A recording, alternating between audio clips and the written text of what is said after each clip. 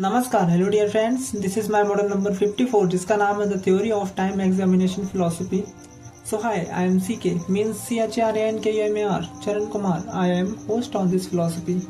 चलिए एक्सप्लेन करना स्टार्ट करते हैं। जैसे कि आप हमारे इस आर्टिकल को देख सकते हैं जिसमें कि गुरु लिखा हुआ है। तो आपको ये आर्टिकल आपको ये समझाने का प्रयास करता है कि the theory of time examination हमारे समय और हमारे वक्त की ही एक ऐसी अनोखी परीक्षा है जो कि हमें एक्सप्लेन करती है कि किस प्रकार से हम अपने जीवन में अपने बुरे समय से सीखकर कुछ ऐसा क्रिएट कर सकते हैं जो कि इस दुनिया की सोच से भी परे हो। और हाँ, बुरा समय हमें सिखाने के लिए आता है, आई नो, बट उस सीख को ऑब्जर्व करना, उस सीख को समझना, उस सीख को जानना और उसे क्रिएट करना और उसे एक्सप्लेन करना आपको और ज़्यादा बेहतर बनाता है। तो इस बात को मैंने ऑब्जर्व किया है, इसीलिए इन सबको क्रिएट कर पाया हूँ, बना पाया हूँ और आपको ये समझा पा रहा हूँ कि टाइम ही एक ऐसा है जो हमारा एग्ज़ाम लेता है। जी हाँ दोस्तों, अगर आपने अपने लिए कोई पद या कोई ऐसा लक्ष्य चुना हुआ है जहाँ तक आपको पहुँचना है, तो वहाँ तक पहुँचाने के लिए सबसे बड़ा गुरु आपका समय ही होगा। समय इंसान का सबसे बड़ा गुरु होता है। ये बात तो आपने कई जगह सुनी होगी, लेकिन अपनी फिलॉसफी के आर्टिकलों के माध्यम से मैं आपको एक्सप्लेन करने वाला हूँ। जैसे कि आप यहाँ पर मेरा एक आर्टिकल क्रिएचर देख पा रहे होंगे जो कि एक लॉक के ऊपर अपनी पेन की छाप छोड़ते हुए जा रहा है, जो कि अपनी कला को लॉक कर रहा है। मैंने इसमें ये एक्सप्लेन किया है, गुरु आपकी परीक्षा लेना कभी नहीं छोड़ेगा, चाहे आप सक्सेस हो भी जाओ या सक्सेस नहीं भी हो। वक्त एक ऐसा गुरु है ना जो आपकी परीक्षा लेना कभी नहीं छोड़ेगा। तो जैसा कि आप मेरे इस आर्टिकल के माध्यम से जान सकते हैं कि मैंने अपने तीन आर्टिकलों के माध्यम से अपने गुरुओं को प्रस्तुत किया है। एक सबसे जो रथ में चढ़ा हुआ है वो हमारे वक्त का घोड़ा है, जिसे हमने समय के रथ के माध्यम से एक्सप्लेन किया है अपने आर्टिकल के माध्यम से।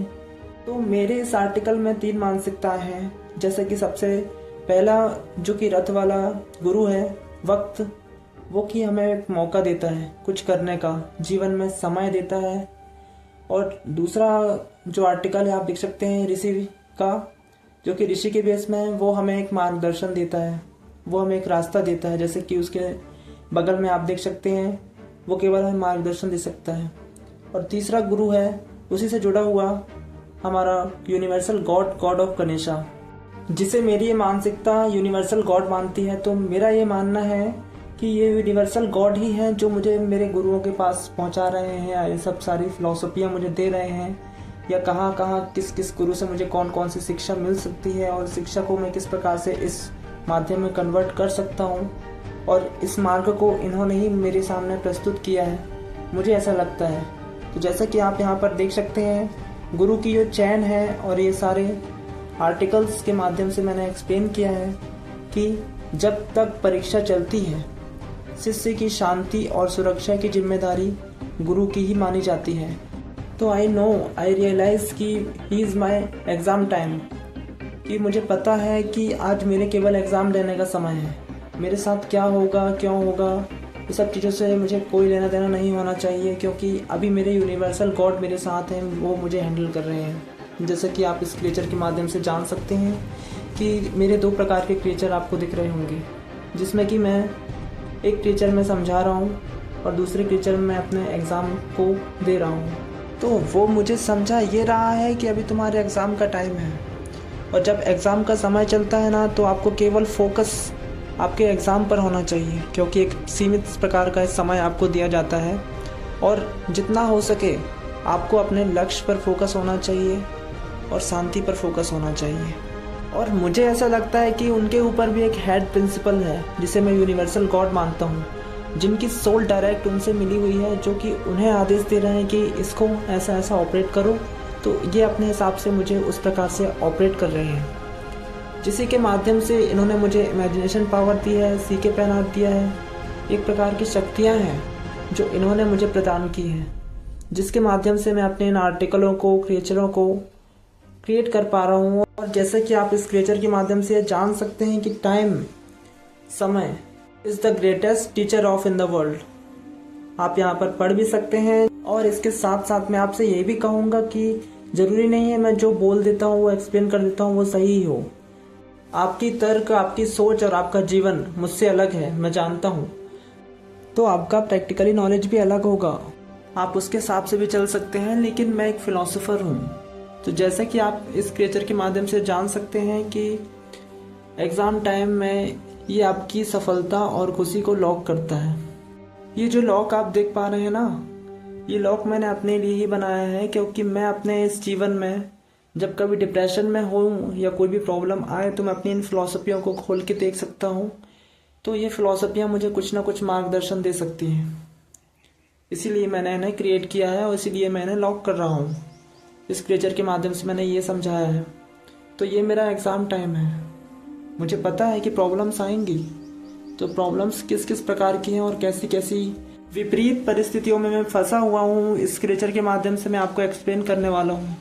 तो जैसे कि आप इसमें एक भूल भुलैया, एक चक्रव्यूह जैसा देख रहे होंगे। हाँ, इसे मैं एक चक्रव्यूह कह सकता हूँ। ये एक प्रकार का चक्रव्यूह है जिसमें मैं फंस चुका हूँ और मुझे इसमें से बाहर निकलना है, जिसमें मैं अंदर आ तो चुका हूँ, लेकिन थोड़ा बाहर निकलने में थोड़ी सी परेशानी और प्रॉब्लम्स हो रही हैं। तो मैं तो यही मानता हूँ कि ये भी मेरा एग्ज़ाम टाइम है।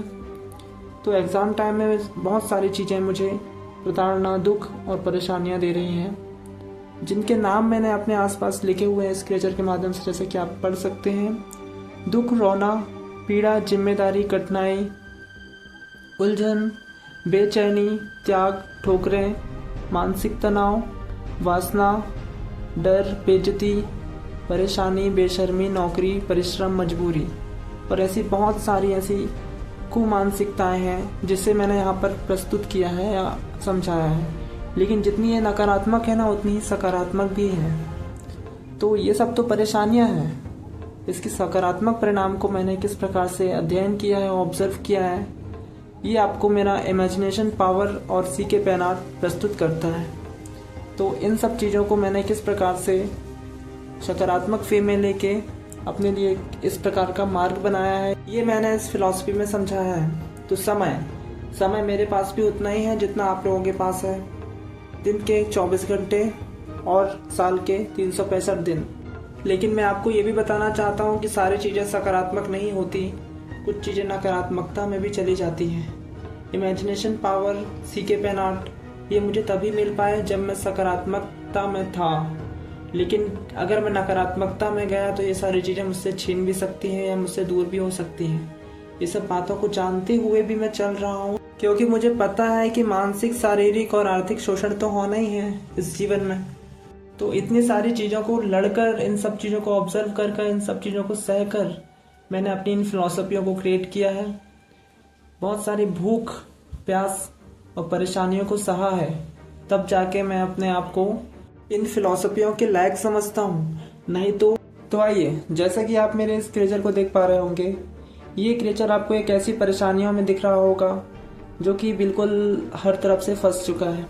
लेकिन हाँ, फंस तो चुका है, ये सच में फंस चुका है। एंजाइटी और डिप्रेशन इसकी लाइफ में भर भर के है, जो कि मेरी वर्तमान स्थिति को अच्छे से प्रदर्शित कर रहा है। ये मुझे ये बता रहा है कि किस प्रकार से इन सारी अवस्थाओं को फेस करना, इन सारी प्रॉब्लम्स में होना तुम्हें इन प्रॉब्लम में डाला गया है। तो जैसा कि ये समय रूपी मोमबत्ती आप देख पा रहे होंगे, जो कि कह रहा है कि संयम रखो, क्योंकि हमें श्वास और समय एक सही मात्रा में मिली हुई होती है, जिसे ना तो हम बढ़ा सकते हैं ना घटा सकते हैं। जैसे कि आप वहाँ पर देख पा रहे होंगे, समय के हाथ में बहुत सारी शक्तियाँ होती हैं। वो हमें समय के अनुसार परखने के साथ साथ आपको उन जिम्मेदारियों का एहसास भी कराता है जो शायद आप इस जन्म में भूल गए हैं। तो कुछ चीज़ें ऐसी होती हैं, मेरा तो यही मानना है, जैसा कि आप यहाँ पर जान सकते हैं, देख सकते हैं कि मैंने अपनी इस फिलॉसफी को 22/9/2024 में क्रिएट किया था। और ये भी जानिए कि गुरु जब परीक्षा लेता है ना, तो हमेशा वो शांत रहता है, क्योंकि शिष्य को परखना चाहता है वो। मेरे इस आर्टिकल के माध्यम से आप जान सकते हैं कि एक मोमबत्ती जल रही है, समय रूपी, वो जला रही है मेरी श्वास को, जो कि ये भी कह रही है कि संयम रखो। आपको जो दिया जाएगा, जो मिलेगा, उचित ही मिलेगा। और समय और श्वास इस दुनिया की सबसे कीमती चीज़ें मानी जाती हैं। अगर ये आपके पास है तो इसका सदुपयोग करिए, वरना कल आपका ये दुरुपयोग करेंगी। अगर आपने आज इन्हें बर्बाद कर दिया तो कल ये आपको बर्बाद कर देंगी। इसी तो I hope your all that my point. जी हाँ दोस्तों, सही मायने में अगर आप लॉजिकल माइंड से भी सोचें तो समय और स्वास्थ्य से बढ़कर हमारे लिए और कुछ भी नहीं है।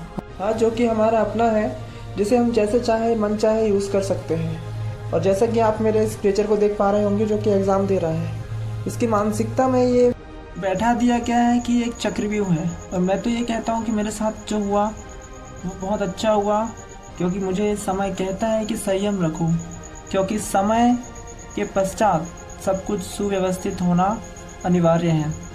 जी हाँ दोस्तों, अगर आपके जीवन में कितनी भी उथल पुथल हो, कितनी भी बड़ी परेशानियाँ हों, बस उन परेशानियों से सीखते चले जाइए और उन्हें नोट डाउन करते चले जाइए, क्योंकि नोट डाउन करने से ये होगा कि आपने जो सहा है वो किसी और को नहीं सहना पड़ेगा, वो आपके लिखे गए आर्टिकलों से सीख लेगा।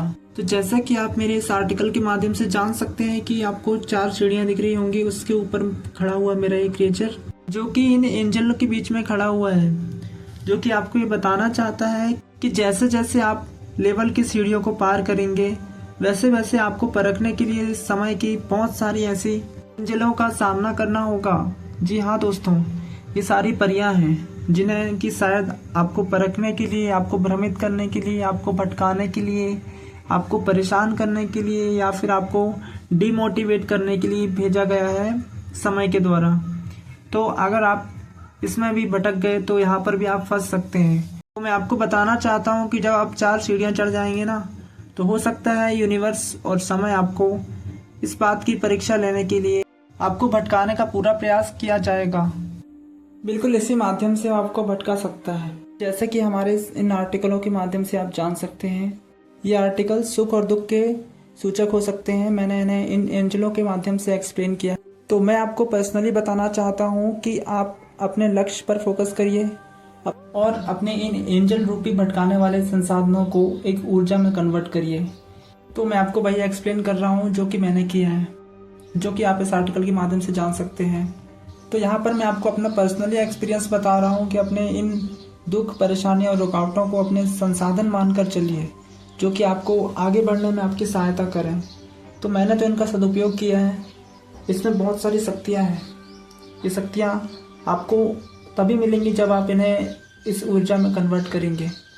तो मैंने इन्हें ऊर्जा में कन्वर्ट करके ही इन सारी फिलॉसफियों को हासिल किया है। हाँ, ये मेरी आर्टिस्टिक इमेजिनेशन सोच है। और आपको पता है, मैंने इन्हें इन परियों के माध्यम से इसलिए दर्शाया है क्योंकि ये मेरे जीवन में सकारात्मक परिणाम लाने वाली इन सकारात्मक मानसिकताओं की देन है। जी हाँ, मैं इन्हें एक सकारात्मक मानसिकता मानता हूँ, इसीलिए इन सभी को मैंने एंजल्स के माध्यम से प्रस्तुत किया है, जो कि मेरे यूनिवर्सल गॉड की देन है। तो जैसा कि आप इसके आगे लगी हुई इन सीढ़ियों को देख पा रहे होंगे, ये सीढ़ियाँ टाइम एग्ज़ाम को प्रस्तुत करती हैं, जो कि मेरी एक एक सीढ़ी मेरे 1-1 प्रतिशत को प्रदर्शित करती है, जो कि सबूत है इस बात का, जो कि साक्षात मुझसे कहती हैं कि तुम्हें इतना आगे बढ़ना है।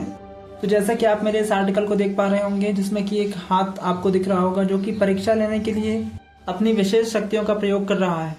तो मैं आपको बताना चाहता हूँ कि जब समय खराब होता है ना, जब समय बुरा होता है ना, तो जीवन में 4 चीज़ें आपकी परीक्षा लेने आती हैं: धैर्य, धर्म, मित्र और नारी, जैसे कि मैंने आपको समझाया है मेरे इन आर्टिकलों के माध्यम से। तो चलिए आपको समझाना, एक्सप्लेन करना स्टार्ट करते हैं। जैसे कि सबसे ऊपर आप देख सकते हैं धैर्य।